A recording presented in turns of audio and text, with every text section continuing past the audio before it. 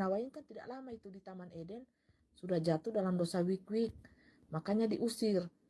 Nah, diusir.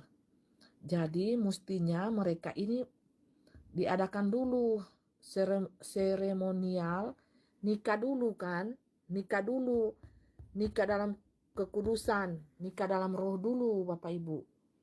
Baru wik-wik. Ini tidak salah orang dua ini, gara-gara ini. Gara-gara ini pakai otak. Itu setan lingkar-lingkar di otak. Jadi tidak mengadakan pernikahan di alam roh, sudah langsung loncat di wik-wik. Makanya telanjang bulat kan. Akhirnya diusir. Nah diperbaikilah, putar waktu. Di rolling ini waktu kan, putar. Nah coba ini, pribadi 3 jelaskan ada malaikat-malaikat kan di channel ini, channel supranatural Bapak Yahweh. Ini bisa komen, bisa tambah, bisa kurang. Apa yang mempelai salah kah jelaskan, atau yang tak selip-selip atau apa. Nah ini diputar waktunya kan, hanya pengulangan waktu dan masa. Nah diputar bagaimana caranya supaya Bapak Yahweh itu berkenan kepada Adam yang pertama sudah jatuh dalam dosa wik-wik. Nah di sini turunlah dia dari surga menjelma jadi manusia, namanya Yesus Kristus. Ditebuslah dosanya, dosa dari hasil wik-wik di sini. Selama hidup 800 tahun banyak anaknya toh. Makanya alangkah bodohnya manusia, bakalai hanya gara-gara agama. Bakalai hanya karena denominasi. Bakalai hanya gara-gara beda warna gorden, beda warna baju, ajarannya beda. Bakalai itu karena setan semua itu. Setan semua itu yang membuat blok-blok itu. Blok kiri, blok kanan, agama-agama itu kan dibuat oleh setan. Supaya apa? Anaknya Adam dan Hawa ini baku marah, berkelahi, akhirnya saling membunuh. Itu kan dosa yang pertama itu sudah masuk kan di dalam tubuh Kain dan Habil. Tuh dari sini dosa yang pertama turun lagi ke Kain dan Habil kan, pembunuhan. Dosa pertama wik-wik, dosa kedua pembunuhan, saling membunuh. Nah itu kan alangkah hancurnya hatinya Yesus Christ ini kan, rohnya Yesus Christ Bapak Ibu. Ya, ini mempelai tangkap. Oh haleluya. Mempelai tangkap di alam roh. Jadi rohnya Adam, Bapak Ibu, Bapak Adam ini sebenarnya Adam pertama Yesus Christ. Hidup 800 tahun dosa wik-wik enak-enak. Jadi selama 800 tahun dia beristrikan Hawa. Jadi melakukan itu terus. Banyak kan? Banyak anaknya. Nah saking Adam pertama ini rohnya Yesus Christ ya itu Bapak Ibu. Dia melihat anaknya itu hancur, dikasih hancur sama setan ini. Turunlah dia kasihan. Menjadi Adam yang kedua, namanya itu Yesus Kristus, turun untuk menyelamatkan. Menyelamatkan siapa? Anak-anaknya ya. Ya manusia oon. Manusia ini banyak oon di sini, enggak tahu DP sejarah kan. Karena terkubur Bapak Ibu, mereka enggak tahu. Sedangkan di ajaran teologi enggak ada yang begini. Secara dimensi roh ini tidak ada dibuka sedetail ini. Itu masih dalam penafsiran. Adam pertama ini siapa, dicari tahu. Adam pertama ini siapa? Padahal Adam pertama ini Yesus Kristus sendiri. Muncul di periode zaman anugerah. Zaman anugerah itu barulah Tuhan Yesus Kristus itu memperkenalkan dirinya. Namanya itu Yesus Kristus kan, Bapak Yahweh bilang namailah dia Yesus Kristus. Nah, karena namanya Adam itu sebenarnya Yesus Kristus. Cuma kan disembunyikan di sini jati dirinya kan, cuma hanya dibilang Adam dan Hawa. Nafsu di tengah-tengah. Jatuh dalam nafsu. Dosa nafsu. Karena ini pakai otak, ini pakai hati. Adam ini senantiasa berbicara dengan Bapak Yahweh karena dia Yesus Kristus, anak ilahi. Ngendak. Betul tidak para malaikat Tuhan? Penjelasannya mempelai. Disinilah kasihan ditebus ini. Zaman anugerah dia melihat anak-anaknya ini dengan Hawa. Ya, yang sekarang itu ada dalam dirinya Lorina cantikku katanya ya. Rohnya itu senantiasa berpanggil Lorina cantikku. Karena hidupnya kan 800 tahun, lumayan lama. Di sini. Nah, makanya alangkah bodohnya manusia itu Bapak Ibu, bertengkar, berkelahi hanya gara-gara agama, gara-gara salah pandangan, gara-gara beda denominasi, beda warna, bakal bodoh. Padahal satu ayah ibu, Adam dan Hawa.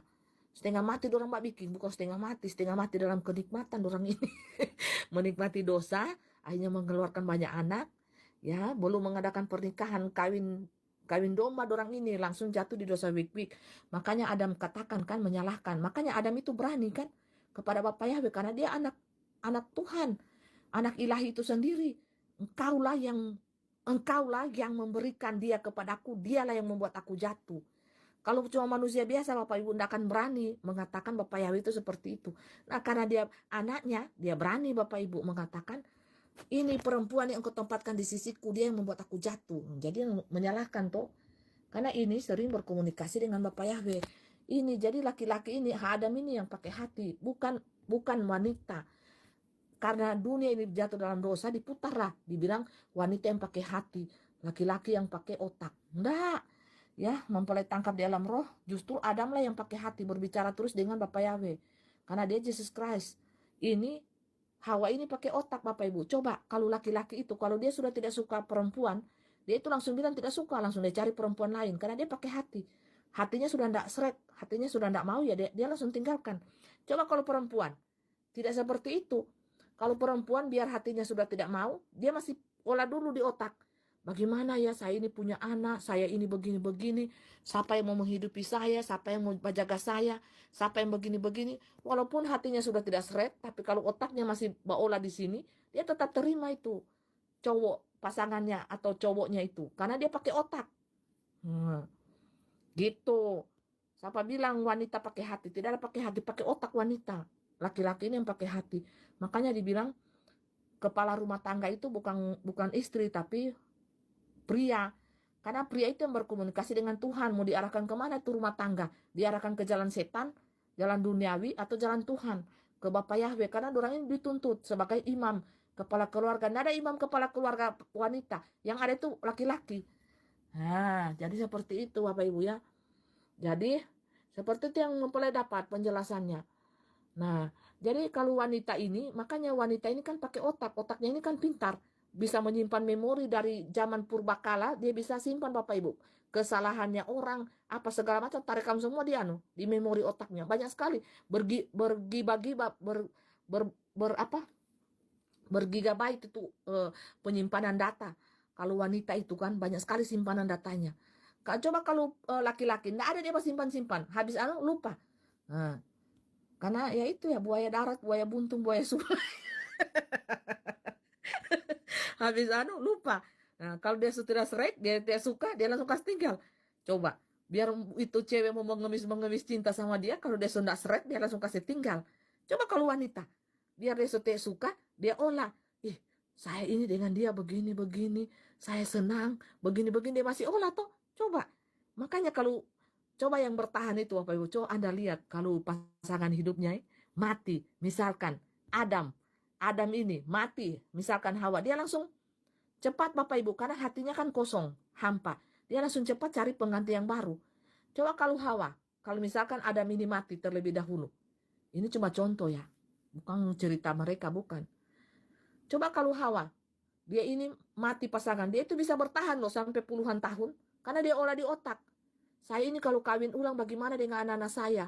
Apakah suami saya itu nanti yang baru akan menerima saya? Atau akan membenci anak-anak saya? Atau bagaimana? Otaknya yang main Bapak Ibu, pintar. Jadi Hawa ini pintar. Pintar. Kalau Adam pakai hati.